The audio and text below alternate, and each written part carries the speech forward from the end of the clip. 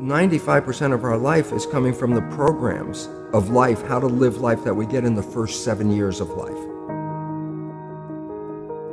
That's why poor people stay poor and rich people stay rich. The movie The Matrix is not science fiction, it's a documentary. Every human, and this is a fact, every human first 7 years is download hypnosis. The brain of a child under 7 is in a lower vibrational frequency. When you put wires on a person's head, you read electroencephalograph, reading brain activity. A child below 7 has a lower vibration than consciousness. It's called theta. Theta is imagination. Oh, that's how kids play a tea party with mud pies, but to them it's a real thing. A kid rides a broom, it's a horse. That's theta, imagination. Theta is also hypnosis. And the idea is this: before you can become conscious, if you don't have any programs, what are you going to be conscious of? So nature makes the first 7 years. What kind of programs are required to live on this planet? I say, how do you get them? Theta is hypnosis. You just watch. You watch your parents, you watch your siblings, and your community, because you have to learn how many 100,000 rules. Think about it. Just to be a functional member of a family and a functional member of a community, there are rules. Teach an infant these rules. I say, oh, you don't have to. First 7 years, they observe it and just download it. Look, this is not new. I mean, there's the famous book, Rich Dad, Poor Dad. Sure. And basically said you come from a poor family and you could struggle your whole life and try to get rich, but you're not going to make it. And if you come from a rich family, you could be stupid your whole life and make it. Not because it was thinking, but it was unconscious behavior that was downloaded from rich families into kids, which is unconscious. So they're making the right moves unconsciously. If they engage their conscious mind, then they look stupid, but it's unconscious. And that's the same thing with poor people. Poor people have beliefs from the family.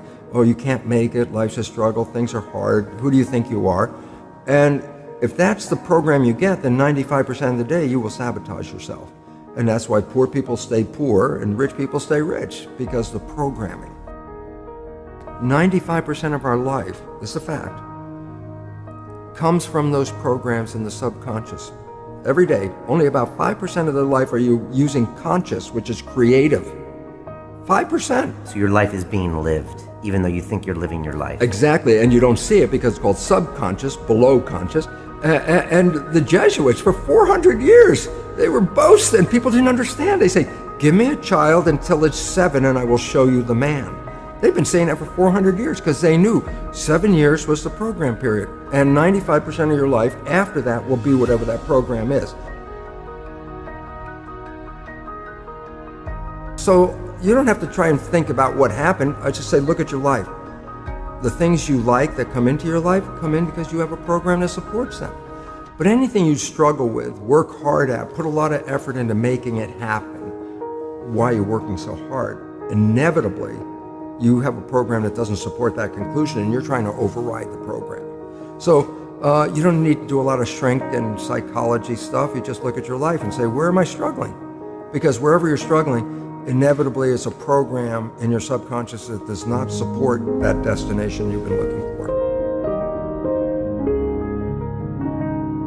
The conscious mind is creative and can learn in any number of ways. Read a self-help book, go to a lecture, listen to this program, and conscious mind's going to get some awareness. And I go, yeah, but subconscious mind doesn't learn that way. I go, right, it doesn't. Subconscious mind learns in 2 fundamental ways naturally.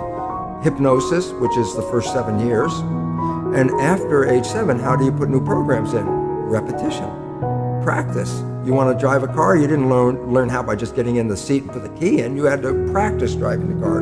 You want to learn the alphabet. How many times did you go from A to Z? Try to go to A to Z before you can complete it. And once you completed it, you didn't have to go back and do it again. So 2 phases. You want to train the subconscious mind, hypnosis, repetition. I like the last one because there's a new phrase that's bandied about called fake it till you make it.